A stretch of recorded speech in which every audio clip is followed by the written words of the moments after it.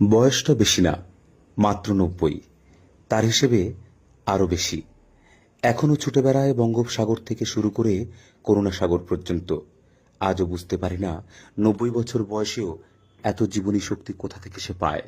যখনই জিজ্ঞাসা করি তুমি কিভাবে পারো এত ছোটাছুটি করতে, তখন শুধু একটা কথাই বলে, আমার গুরুদেব মণিচাঁদ যা করায় তাই করি।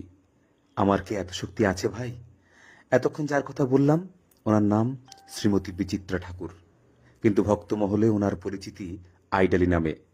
হ্যাঁ, ঠিক শুনেছেন, আইডালি। ভাবছেন এ আবার কেমন নাম? বলছি, আসলে ওনার গুরুদেব ছিলেন সূর্য গোসাইয়ের শিষ্য চিরকুমার শ্রী শ্রী মণিচাঁদ ঠাকুর। তিনি যখনই যেখানে যেতেন বিচিত্রা ঠাকুর তার পিছু পিছু তিনি যখনই যেখানে যেতেন বিচিত্রা ঠাকুর তার পিছু ছাড়তেন না। তার সঙ্গে সঙ্গে ছুটে বেড়াতেন এই গ্রাম থেকে ওই গ্রাম। যতই বলতো, বিচিত্রা তুই এখন বাড়ি যা, তবুও তবুও সে ভাবত, গুরুদেবের সংস্পর্শে যতটুকু থাকতে পারবো ততটুকুই আমার লাভ। যে সৎসঙ্গ, যে শিক্ষা আমি পাচ্ছি তা আমার জীবনের পরম সম্পদ হয়ে থাকবে। তখন তখন যখন এত করে বলা সত্ত্বেও গুরুদেবের পিছু ছাড়তেন না, তখন তার গুরুদেব বলতেন, কখনো দেখেছিস গরুর গায়ে এক ধরনের পোকা হয় যেটা গরুর চামড়ার সাথে এক্কেবারে আঠার মতো চিপকে থাকে? তুই হচ্ছিস সেই পোকা, আইডালি পোকা।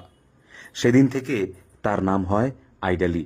এই দিদি তার জীবনের সমস্ত স্থাবর স্থাবর সম্পত্তি সবটুকুই গুরুদেবের চরণে সঁপে দিয়েছিলেন, আর তার জীবনকে ভক্তদের মাঝে বিলিয়ে দিয়েছিলেন। ভাবুন তো, কত বড় আত্মত্যাগ। একদিন গুরুদেবকে বললেন, বাবা তুমি তো আমাকে বিভিন্ন জায়গায় যেতে বলো, কিন্তু আমার কাছে তো ট্রেনের টিকিট কাটার মতো টাকা থাকে না। তারপর তার গুরুদেব বললেন, যা, আজ থেকে আজ থেকে তোর কোনো দিন ট্রেনের টিকিট কাটতে হবে না। আর কোনো দিন তোকে কি করে সম্ভব? আমি একজন বিজ্ঞানের ছাত্র হয়ে কোনোভাবেই হিসাব মেলাতে পারি না। আমি শুধু একটা কথাই বলেছি, যখনই তুমি কল্যাণীতে আসবে, তোমার যদি কোথাও যাওয়ার প্রয়োজন হয় আমাকে বলবে নির্দ্বিধায়। তোমার চলার পথে যদি আমি একটু সাথী হতে পারি তাহলে নিজেকে ধন্য মনে করব। শুধু ভাবি, আজ তুমি হরিভক্তদের বাড়ি বাড়ি যাও, তাদের দুঃখের ভাগ নাও, নিজে সুতো হয়ে হরিভক্তদের ফুলমালার মতো গেঁথে রেখেছ।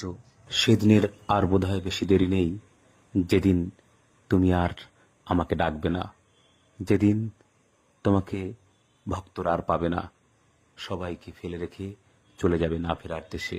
সেদিনের কথা ভেবেই এই ভিডিওটি আমি তৈরি করছি, জীবন্ত করে রেখে দিতে চাই।